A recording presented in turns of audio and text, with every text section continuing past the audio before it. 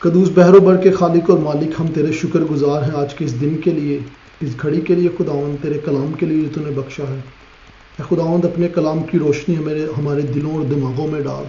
ताकि खुदावंद जो कुछ पढ़ा जाए, जो कुछ सीखा जाए खुदावंद, वो हमारी ज़िंदगियों पर असर करे और खुदा हमारी ज़िंदगी को बदले। मसीह यीशु नासरी के नाम से दुआ मांगते हैं, आमीन। जी दीदी, अगर मेरे साथ दूसरा रोमियो उसका पहला बाब उसकी पहली से 16वीं आयत तक हम पढ़ेंगे आज। जी वही वाला है जिसके बारे में पिछले रोमियो के पहले बाब में हमने ऑलरेडी देखा है कि खुदा किस तरीके से अपनी जजमेंट, अपना रास्त इंसाफ पूरी दुनिया को दिखाता है। आज इसी के दूसरे मरहले में, जैसे मैंने पहले बताया कि जब भी बाइबल पढ़नी है उसे चैप्टर वाइज नहीं बल्कि कंटेंट वाइज यानी सियाको सबाक के हवाले से पढ़नी है। और आज का जो पहली आयत से हम देखेंगे जो सियाको सबाक है वो पुराना जो पिछले बाब में जो बात हो रही थी उसी बात को आगे बढ़ाते हुए पौलुस रसूल बयान कर रहे हैं। अगर आप मेरे साथ रोमियो 2 बाब उसकी पहली आयत से 16वीं आयत तक पढ़ दें तो। जी मैं पढ़ दी। परमेश्वर ਦਾ ਨਿਆਂ ਮਿੱਤਰ ਕੀ ਤੂੰ ਦੂਜਿਆਂ ਤੇ ਦੋਸ਼ ਲਾਉਂਦਾ ਹੈ, ਇਸ ਲਈ ਹੁਣ ਤੇਰੇ ਕੋਲ ਵੀ ਕੋਈ ਬਹਾਨਾ ਨਹੀਂ ਹੈ। ਬੇਸ਼ੱਕ ਤੂੰ ਕੋਈ ਵੀ ਕਿਉਂ ਨਾ ਹੋਵੇ, ਕਿਉਂਕਿ ਤੂੰ ਆਪ ਵੀ ਉਹੀ ਕਰਦਾ ਹੈ ਜੋ ਕਰਦੇ ਹਨ, ਅਤੇ ਇਸ ਤਰ੍ਹਾਂ ਤੂੰ ਆਪਣੇ ਆਪ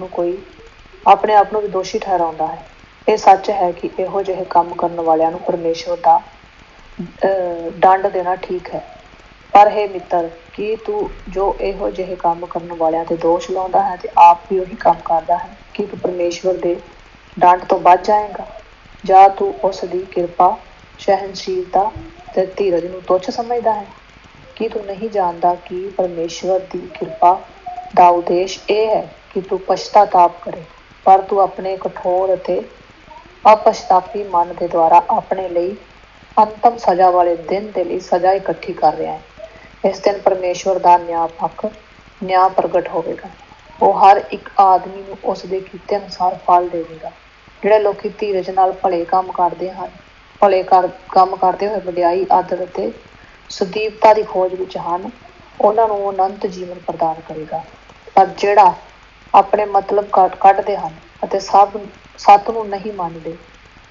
ਹੋਏ ਬੁਰਾਈ ਦੇ ਪਿੱਛੇ ਚੱਲਦੇ ਹਨ, ਉਹਨਾਂ ਤੇ ਪਰਮੇਸ਼ਵਰ ਦੀ ਦੈਵੀ ਸਜ਼ਾ ਅਤੇ ਗੁੱਸਾ ਪ੍ਰਗਟ ਹੋਵੇਗਾ। ਉਹਨਾਂ ਸਾਰਿਆਂ ਤੇ ਜਿਹੜੇ ਬੁਰਾਈ ਕਰਦੇ ਹਨ ਉਹ ਦੁੱਖ ਅਤੇ ਸੰਕਟ ਆਉਣਗੇ, ਪਹਿਲਾਂ ਯਹੂਦੀ ਕੌਮ ਤੇ ਅਤੇ ਫਿਰ ਹੋਰ ਕੌਮਾਂ ਤੇ। ਪਰ ਉਹ ਸਾਰੇ ਜਿਹੜੇ ਭਲੇ ਕੰਮ ਕਰਦੇ ਹਨ, ਪਰਮੇਸ਼ਵਰ ਉਹਨਾਂ ਨੂੰ ਵਡਿਆਈ, ਆਦਰ ਅਤੇ ਸ਼ਾਂਤੀ ਦੇਵੇਗਾ, ਪਹਿਲੇ ਯਹੂਦੀ ਕੌਮ ਨੂੰ ਅਤੇ ਫਿਰ ਹੋਰ ਨੂੰ। ਕਿਉਂਕਿ ਪਰਮੇਸ਼ਵਰ ਕਿਸੇ ਦਾ ਪੱਖਪਾਤ ਨਹੀਂ ਕਰਦਾ। ਜਿਨ੍ਹਾਂ ਨੇ ਨੇਮ ਸ਼ਾਸਤਰ ਦੀਆਂ ਹੱਦਾਂ ਤੋਂ ਬਾਹਰ ਰਹਿ ਕੇ ਪਾਪ ਕੀਤਾ ਹੈ, ਉਹ ਨੇਮ ਸ਼ਾਸਤਰ ਦੇ ਬਾਹਰ ਹੀ ਨਾਸ਼ ਹੋਣਗੇ, ਅਤੇ ਜਿਨ੍ਹਾਂ ਨੇ ਨੇਮ ਸ਼ਾਸਤਰ ਦੀਆਂ ਹੱਦਾਂ ਵਿੱਚ ਰਹਿ ਕੇ ਪਾਪ ਕੀਤਾ, ਉਹਨਾਂ ਨੂੰ ਨੇਮ ਸ਼ਾਸਤਰ ਦੇ ਅਨੁਸਾਰ ਦੰਡ ਮਿਲੇਗਾ। ਕਿਉਂਕਿ ਨੇਮ ਸ਼ਾਸਤਰ ਦੇ ਸੁਣਨ ਵਾਲੇ ਨਹੀਂ, ਸਗੋਂ ਉਸੇ ਚੱਲਣ ਵਾਲੇ ਪਰਮੇਸ਼ਵਰ ਦੇ ਸਾਹਮਣੇ ਉਚਿਤ ਠਹਿਰਨਗੇ। ਜਦੋਂ ਪਰਾਈਆਂ ਕੌਮਾਂ ਦੇ ਲੋਕੀ ਨੇਮ ਸ਼ਾਸਤਰ ਦੇ ਨਾ ਹੁੰਦਿਆਂ ਹੋਇਆ ਵੀ ਕੁਦਰਤੀ ਤੌਰ ਤੇ ਉਹੀ ਕਰਦੇ ਹਨ ਜੋ ਨੇਮ ਸ਼ਾਸਤਰ ਚਾਹੁੰਦਾ ਹੈ, ਤਾਂ ਉਹੀ ਉਹਨਾਂ ਦੇ ਲਈ ਨੇਮ ਸ਼ਾਸਤਰ ਬਣ ਜਾਂਦਾ ਹੈ। ਇਸ ਤਰ੍ਹਾਂ ਆਪਣੇ ਆਚਰਣ ਰਾਹੀਂ ਪ੍ਰਗਟ ਕਰਦੇ ਹਨ ਕਿ ਜੋ ਕੁਝ ਨੇਮ ਸ਼ਾਸਤਰ ਚਾਹੁੰਦਾ ਹੈ ਉਹਨਾਂ ਦੇ ਮਨਾਂ ਤੇ ਲਿਖਿਆ ਹੋਇਆ ਹੈ। ਉਹਨਾਂ ਦਾ ਅੰਤਹਰਨ ਵੀ ਇਸ ਗੱਲ ਦੀ ਗਵਾਹੀ ਦਿੰਦਾ ਹੈ, ਕਿਉਂਕਿ ਉਹਨਾਂ ਦੇ ਵਿਚਾਰ ਕਦੀ ਉਹਨਾਂ ਨੂੰ ਦੋਸ਼ੀ ਠਹਿਰਾਉਂਦੇ ਹਨ ਅਤੇ ਕਦੀ ਨਿਰਦੋਸ਼। ਇਸ ਸਭ ਸ਼ੁਭ ਸਮਾਚਾਰ ਦੇ ਅਨੁਸਾਰ ਜਿਸਦਾ ਮੈਂ ਪ੍ਰਚਾਰ ਕਰ ਰਿਹਾ ਹਾਂ, ਉਸ ਦਿਨ ਹੋਵੇਗਾ ਜਦੋਂ ਪਰਮੇਸ਼ਵਰ ਯਿਸੂ ਦੇ ਦੁਆਰਾ आदमियों ਦੀਆਂ गुप्त ਗੱਲਾਂ ਦਾ ਨਿਆਂ ਕਰੇਗਾ। आमीन। अच्छा, पौलुस रसूल यहाँ पर यह बताता है कि जब मैं तुम्हारे पास आया और मैंने खुदा का कलाम पेश किया तो मैं कोई अपनी मर्जी लेकर नहीं आया, बल्कि पौलुस रसूल जैसा रसूलों के अमाल उसका 20 बाब और उसकी 27 आयत में बयान करता है। उसमें यूँ लिखा है, क्योंकि मैं खुदा की सारी मर्जी तुमसे पूरे तौर पर बयान करने से ना झिझका। अब बात यह है कि खुदा की सारी मर्जी क्या है, और पौलुस रसूल क्यों कह रहा है कि मैं जब आया तो तुम्हारे पास अपनी मर्जी नहीं बल्कि खुदा की सारी मर्जी बयान करने से ना झिझका, यानी नहीं शर्माया। अब इसकी वजह यह है कि जब हम खुदा की मर्जी बयान करते हैं और खुदा की वो मर्जी जो कलाम मुकद्दस में है تو اس میں بہت ساری انسان کی نظر میں، انسان کے لیے اور انسان کے کانوں کے سننے کے لیے تلخ باتیں بھی ہوتی ہیں، اور انہی کچھ تلخ باتوں کو آج ہم سیکھ رہے ہیں۔ جب ہم پڑھتے ہیں یہ بات کہ خدا کی ساری مرضی، تو سب سے پہلے ہمارے پاس یہ بات ہمارے ذہن میں آتی ہے کہ خدا کی مرضی ہمارے لیے ہے کیا، اور اس سے پہلے کہ ہم یہ جانیں کہ خدا کی مرضی ہمارے لیے ہے کیا، یہ جاننا بہت ضروری ہے کہ خدا کیا چاہتا ہے۔ میرے عزیزو، خدا کی مرضی بائبل مقدس کے مطابق جب بیان کی جاتی ہے تو یہ بیان کیا جاتا ہے کہ خدا پاک ہے، اور خدا کبھی بھی ناپاک چیز کو نہ برداشت کر سکتا ہے نہ دیکھ سکتا ہے۔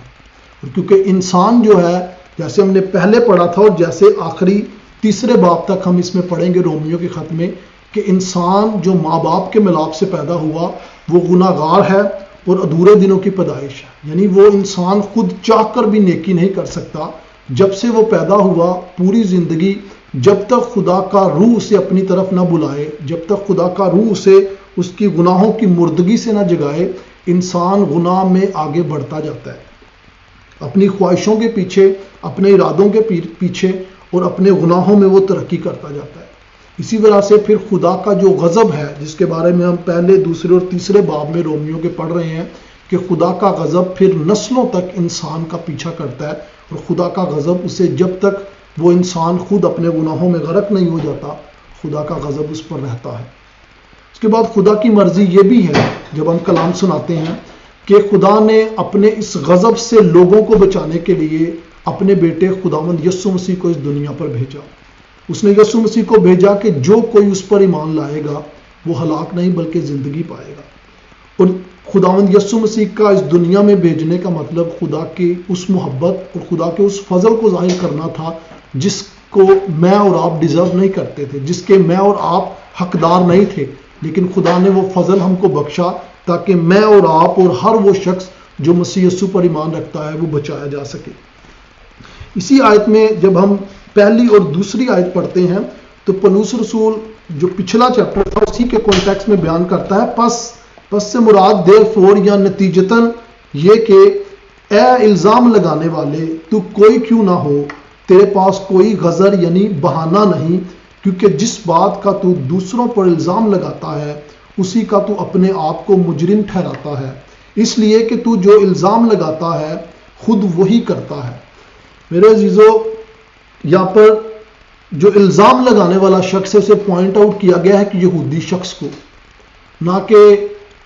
وہ الزام کی بات ہو رہی ہے جو ہم ایک دوسرے پر لگاتے ہیں، بلکہ کانٹیکسٹ جو ہے اس حوالے کا وہ یہ ہے کہ پولس رسول ایک یہودی انسان سے، ایک یہودی لوگوں سے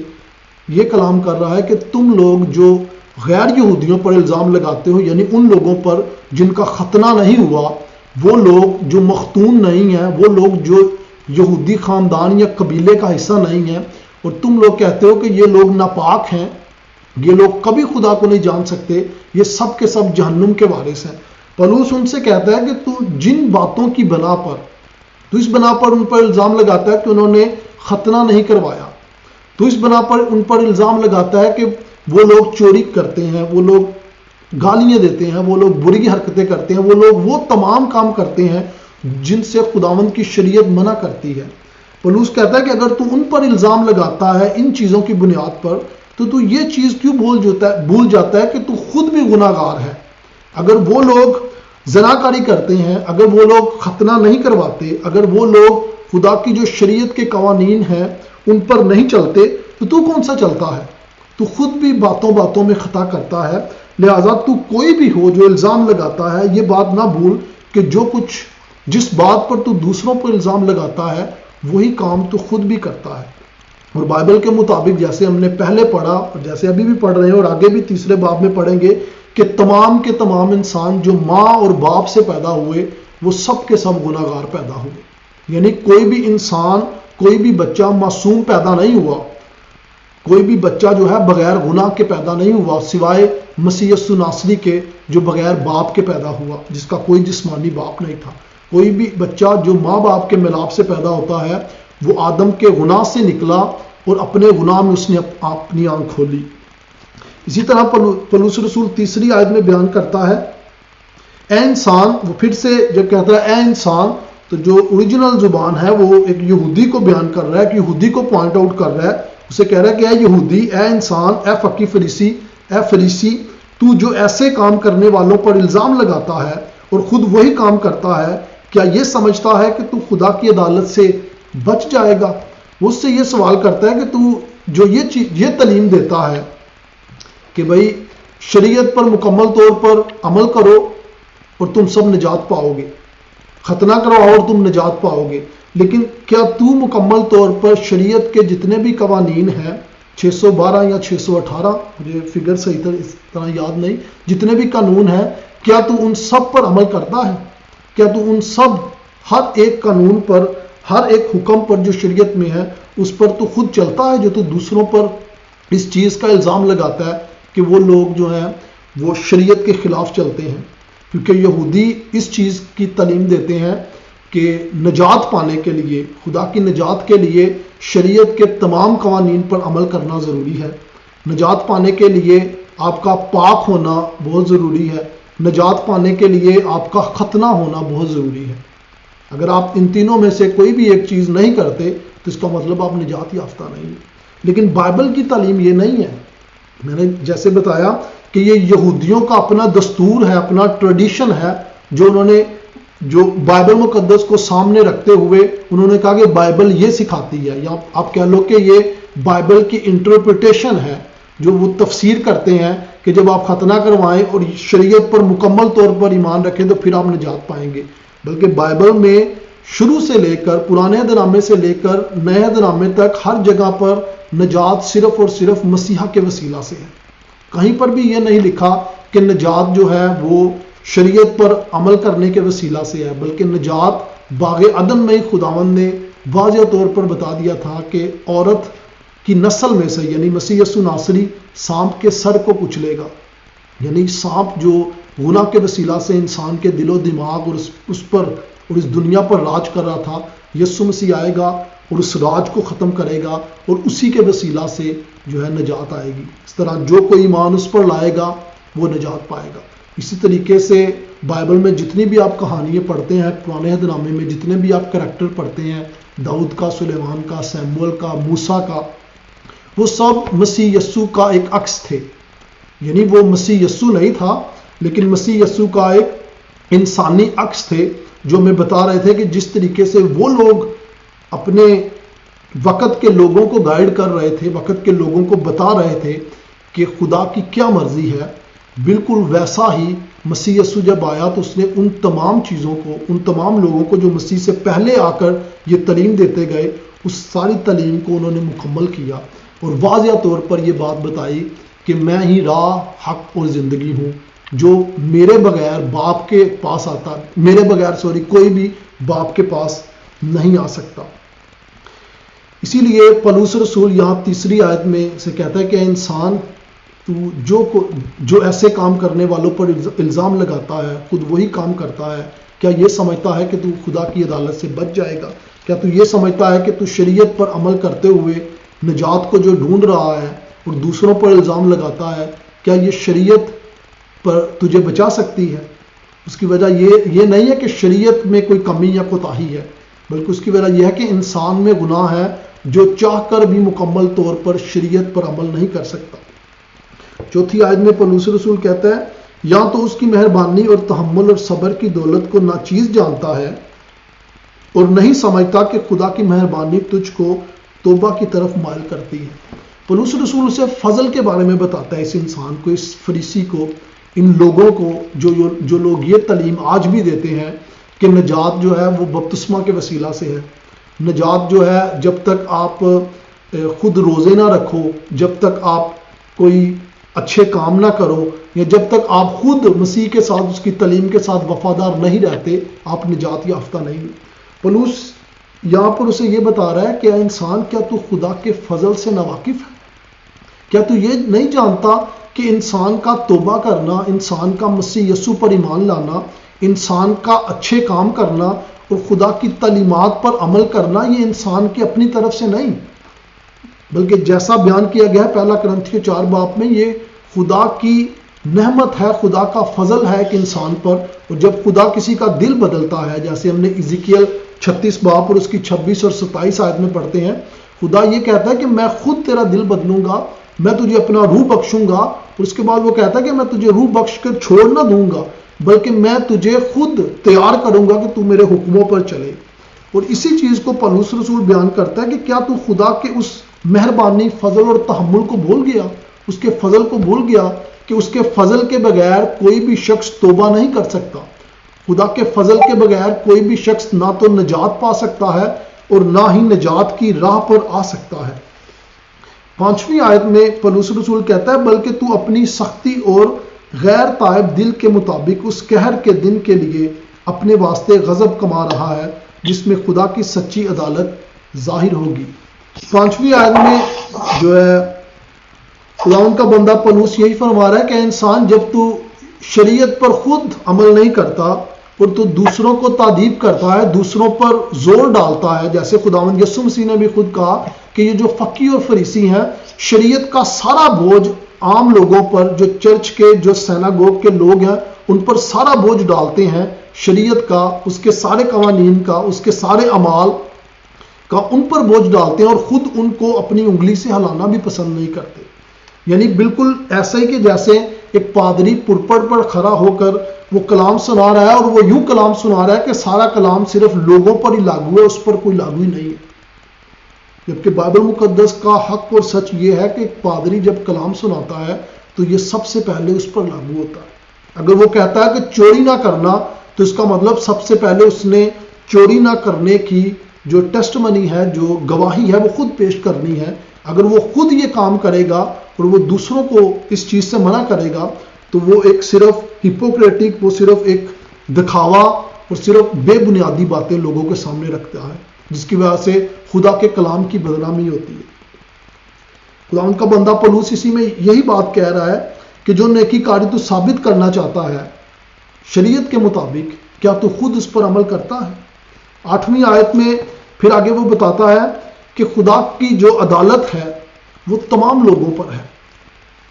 جب وہ کہتا ہے مگر جو تفرقہ انداز اور حق کے نہ ماننے والے بلکہ ناراستی کے ماننے والے ہیں ان پر غضب اور قہر ہوگا اور مصیبت اور تنگی ہر ایک بدکار کی جان پر آ پڑے گی، پہلے یہودی کی پھر یونانی کی، مگر جلال اور عزت اور سلامتی ہر ایک نیکوکار کو ملے گی، پہلے یہودی کو پھر یونانی کو. پولس رسول یہاں پر جس چیز پر بات کرنا چاہ رہا ہے وہ یہ بتا رہا ہے کہ کیونکہ تمام انسان آدم کے گناہ کی وجہ سے اور اپنے گناہوں کے سبب سے گناہوں کی مردگی میں پیدا ہوئے، اور جب تک خدا کا فضل انہیں اس مردگی سے نہ نکالے کوئی بھی شخص مسیح کی طرف نہیں آ سکتا. پولس بیان کر رہا ہے کہ دنیا کے آغاز سے لے کر، یعنی جب سے آدم اور حوا نے گناہ کیا تب سے لے کر آج تک خدا کے نزدیک دو گروپ ہیں، دو طرح کے لوگ ہیں. ایک وہ لوگ جنہوں نے خدا کا انصاف لیا، خدا سے، جو خدا سے انصاف مانگتے ہیں کہ خداوند ساڈا انصاف کر، اور دوسرے وہ لوگ ہیں جو خدا سے اس کا فضل مانگتے ہیں. آپ کو یاد ہے وہ تمثیل، وہ پیرابل، وہ کہانی جو خداوند یسوع مسیح نے سنائی کہ دو شخص ہیکل میں آئے. ایک شخص آیا اور کہنے لگا جو فقی فریسی تھا، خداوند میں اس مصول لینے سے بہتر ہوں، کیونکہ نہ تو میں کسی سے ٹیکس لیتا ہوں، نہ جھوٹ بولتا ہوں، نہ یہ کرتا ہوں، نہ وہ کرتا ہوں. وہ اپنی نیکیاں گنانے لگا. اور دوسرا شخص جو مصول لینے والا تھا وہ چھاتی پیٹ کے کہنے لگا ہے خداوند مجھے معاف کر کیونکہ میں گناہ گار ہوں. یعنی ایک طرف وہ شخص تھا جو شریعت کا عالم تھا اور وہ شریعت کے سارے قوانین خدا کے سامنے جتاتا ہوا یہ کہہ رہا ہے کہ اپنی شریعت کے مطابق میرا انصاف کر، اور دوسری طرف وہ شخص ہے جو شاید شریعت کے قوانین سے واقف بھی نہیں تھا لیکن وہ یہ کہتا ہے خداوند مجھ پر فضل کر، مجھ پر رحم کر کیونکہ میں گناہ گار ہوں. پولس انہی دو گروپ کے بندوں کے بارے میں جن کے بارے میں خداوند یسوع مسیح نے بتایا وہ بیان کر رہا ہے کہ خدا کی عدالت کے دن دو طرح کے لوگ ہوں گے. ایک وہ لوگ اور یہ دونوں لوگ گناہ گار ہیں، یہ دونوں لوگوں میں نہ تو کوئی اپنی اچھائی ہے، یہ دونوں لوگ اپنی جسمانی فطرت کے وسیلہ سے خدا کے غضب اور خدا کی عدالت کے حقدار ہیں. اور جب خدا کی غضب کے حقدار ہیں اس کا مطلب یہ دونوں طرح کے لوگ جہنم کے وارث ہیں. لیکن ایک جو گروپ ہے اس پر خدا نے ان کے اچھے کاموں کے وسیلہ سے نہیں بلکہ اپنی نام کی خاطر، کیونکہ خدا چاہتا ہے کہ خدا اپنے جلال کے لیے کچھ لوگوں کو محفوظ کرے، تاکہ یہ نہیں کہ وہ جنت میں عیش و عشرت اور آرام کی زندگی گزاریں، بلکہ اس لیے کہ وہ خدا کے نام کی جیسا وہ پاک اور پوتر ہے اس کے مطابق اس کی حمد و ستائش اور پرستش کریں۔ وہ نہیں جو اس لیے چرچ آتے ہیں کہ بھائی سانو روٹی ملے گی، یا اس طرح تو چرچ آتے ہیں کہ اسی ایک دوسرے نو مل لیں گے، ہفتے بعد اپنے جڑے نے دکھڑے اپنا دل جڑا ہولا کر لیں گے، بلکہ اس طرح سے جو واقعی خدا کی حمد و ستائش کے لیے اکٹھے ہوتے ہیں، یہ وہ لوگ ہیں۔ اور پولس کہتا ہے کہ وہ لوگ جو قانون، جو شریعت کو لے کر آئے خدا کے سامنے کہ خدا شریعت کے وسیلہ سے ہمارا انصاف کرے، وہ سب کے سب شریعت کے مطابق جو ہیں ان کا انصاف ہوگا، اور وہ سب کے سب خداوند کے انصاف کے وسیلہ سے، اس شریعت کے قوانین کے وسیلہ سے جہنم کے حقدار ہوں گے۔ اور خدا پہلے یہودی کو پھر یونانی کو، یعنی پہلے ان کو جن کو شریعت دی تھی ان کا انصاف کرے گا شریعت کے مطابق، دوسرے نمبر پر ان کو جن کو شریعت نہیں دی تھی ان کا انصاف کس طریقے سے کرے گا؟ ان کے کانشیس کے وسیلہ سے، ان کے حواس کے وسیلہ سے۔ آپ کو یاد ہے پہلے چیپٹر میں نے بتایا تھا کہ خدا نے جب انسان کو بنایا، آدم اور حوا کو بنایا، تو خدا نے اپنے قانون شریعت کی کتاب میں لکھ کر ان کے ہاتھ میں کتاب نہیں پکڑائی، بلکہ میں نے بتایا تھا کہ خدا کا کلام کہتا ہے کہ خدا نے اپنی شریعت، اپنا قانون ان کے دلوں پر لکھ دیا، کہ وہ جانتے تھے کہ گناہ نہیں کرنا۔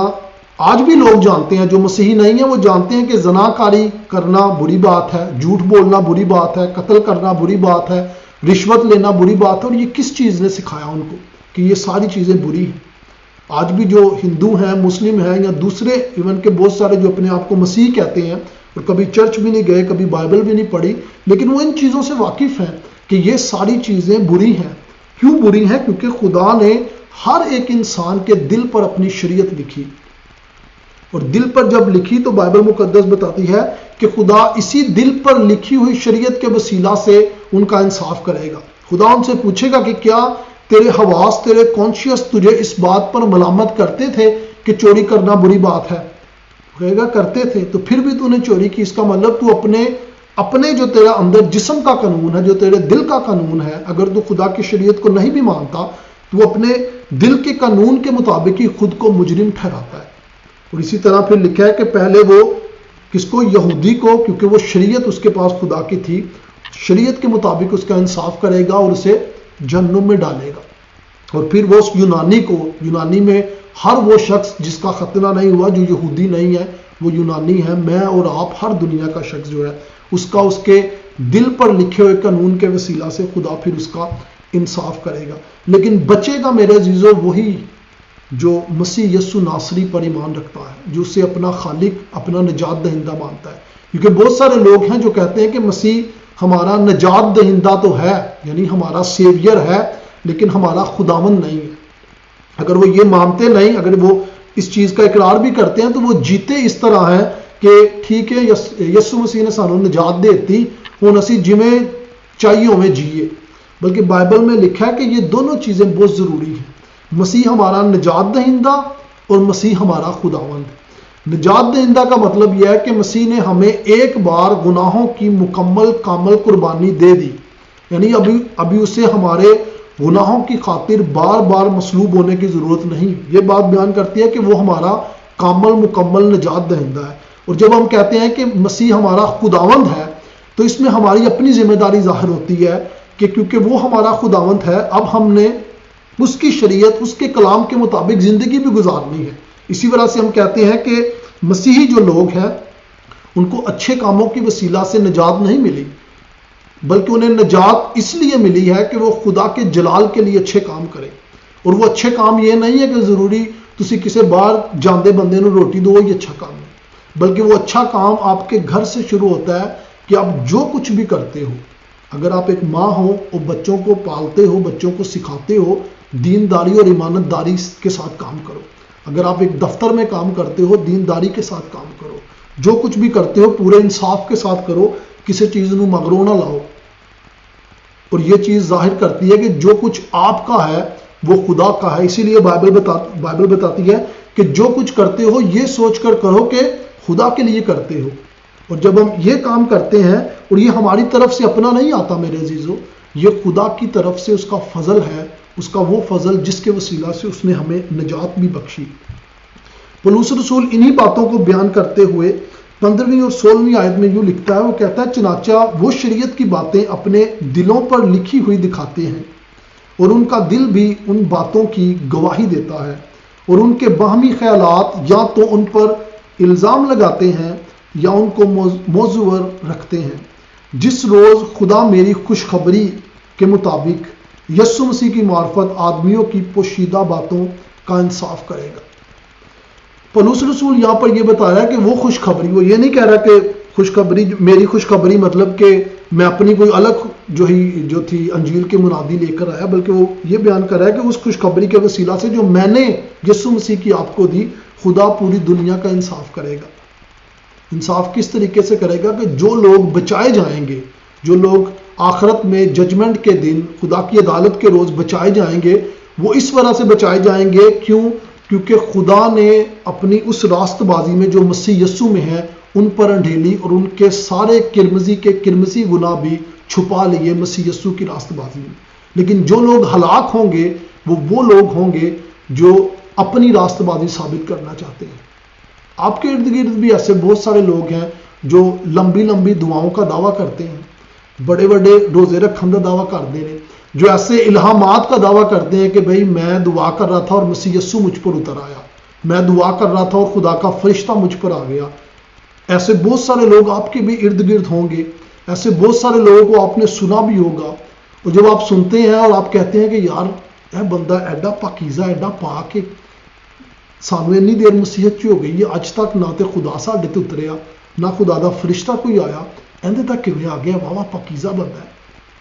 میرے عزیزو، اس شخص کا آپ کو بتانے کا مطلب یہ نہیں ہوتا کہ وہ خدا کے جلال کو ظاہر کر رہا ہے کہ بھئی خدا جو ہے وہ اپنے لوگوں کو آج بھی بلاتا ہے، بلکہ اس شخص کا آپ کو یہ ساری باتیں بتانے کا، وہ چاہے کوئی عورت ہے یا مرد ہے جو بھی ایسے دعوے کرتا ہے، اس شخص کا یا اس عورت کا یہ دعوے کرنے کا مطلب صرف آپ کو اپنی راست بازی جتانا ہے، یہ بتانا کہ میں بڑا راست باز ہوں، کیونکہ بائبل مقدس میں واضح طور پر لکھا ہے کہ خدا آج اپنے کلام کے وسیلہ سے ہر شخص پر اترتا ہے، یعنی اپنے کلام کے وسیلہ سے وہ ہر شخص سے بات کرتا ہے۔ خداوند یسوع مسیح کو ضرورت نہیں آج کہ وہ ایک خاص بندے پر خاص وحی لے کر اترے، بلکہ خداوند یسوع مسیح اپنے کلام کے وسیلہ سے ہر ایک شخص سے آج بات کرتا ہے۔ اسی لیے ہم اس چیز پر زور دیتے ہیں کہ اگر آپ خدا کی آواز سننا چاہتے ہو تو خدا کی آواز آپ کو خوابوں میں، خدا کی آواز آپ کو مکاشفات میں یا کسی اور وسیلے سے نہیں آئے گی، بلکہ خدا کی آواز آپ کو خدا کے کلام مقدس میں آئے گی جو خدا کا خاص مکاشفہ ہے، کیونکہ خدا نے یہ ہماری تربیت اور ہماری تعلیم کے لیے دیا۔ اسی لیے پولس رسول، میں اگر آخری آیت اس حوالے سے ہٹ کر ایک بتاؤں تو میں اس چیز کو بتاؤں گا کہ پولس رسول خود اس کے بارے میں کیا کہتا ہے۔ اگر آپ پہلا کرنتھیوں اس کا 4 باب اور اس کی 6 آیت پڑھیں تو پولس رسول کرنتھیوں کے لوگوں سے بات کرتا ہے، اور کرنتھیوں کے لوگوں کو اسی بارے میں وہ کیا بات بیان کرتا ہے۔ پولس رسول کہتا ہے 6 آیت میں، اور اے بھائیو، میں نے ان باتوں میں تمہاری خاطر اپنا اور اپلوس کا ذکر مثال کے طور پر کیا ہے، تاکہ تم ہمارے وسیلہ سے یہ سیکھو کہ لکھے ہوئے سے تجویز نہ کرو اور ایک کی تائید میں دوسرے کے برخلاف شیخی نہ مارو۔ پولس رسول یہاں پر اس چیز پر کیوں زور دے رہا ہے کہ اے بھائیو، جو خطوط میں لکھتا ہوں تمہیں خدا کے مکاشفات کے وسیلہ سے، یا جو قوانین شریعت میں، جو حکم جو ہے شریعت میں لکھے گئے، آپ ان سے آگے نہ بڑھو، ان احکام سے الگ کوئی حکم نہ لوگوں پر ڈالو، بلکہ جو حکم خدا نے دیے ہیں شریعت میں اسی پر استفادہ کرو، اسی پر عمل کرو، تاکہ تم سب بچائے جاؤ اور زندگی پاؤ۔ اسی لیے پولس رسول 16ویں آیت میں کہتا ہے کہ آخر دور میں خدا اپنی انجیل کے وسیلہ سے عدالت کرے گا، یعنی کٹ کھڑے میں 2 قسم کے لوگ ہوں گے، ایک وہ جو مسیح یسوع کو اپنا نجات دہندہ اور خداوند مانتے ہیں، اور یہ ماننا ان کی اپنی طرف سے نہیں بلکہ خدا کا دیا ہوا فضل ہے ان پر، اور دوسری طرف وہ لوگ ہوں گے اس فقی فریسی کی طرح جو کہیں گے اے خداوند میں تیری شریعت پر عمل کرتا رہا، میرا انصاف کر، یعنی وہ لوگ جن کو خدا کا انصاف ملے گا، اور خدا کے انصاف میں وہ پوری عمر गंधक और आग की झील में डाले जाएंगे, दोजक में पूरी उम्र जो है अपनी गुजारेंगे, और दूसरी तरफ वो लोग होंगे जो खुदा के फजल के वसीला से, यीशु मसीह पर ईमान की वसीला से कहेंगे, या खुदावंद मैं गुनाहगार हूँ, मुझ पर रहम कर। खुदावंद आपको बरकत दे। हम दुआ करेंगे। बहरबर के खालिक और मालिक, हम तेरे शुक्रगुजार हैं तेरे इस कलाम के लिए जो तूने बख्शा। खुदावंद हमें ये तौफीक बख्श खुदावंद कि ये कलाम हमारी ज़िंदगियों में असर करे, ताकि खुदावंद खुदा ये 30 गुना 60 गुना बल्कि 100 गुना खुदावंद खुदा हमारे दिलों में बीज जो डाला गया है खुदावंद एक दरख्त बने, ताकि खुदावंद इसका फल हमारे इर्द गिर्द के लोग भी खुदावंद खुदा खाएं। हम पर रहम कर, फजल और करम कर। हम ये सब कुछ मांगते हैं तेरे बेटे हमारे खुदावंद यीशु मसीह के नाम से, अपने गुनाहों की माफ़ी की खातिर। आमीन।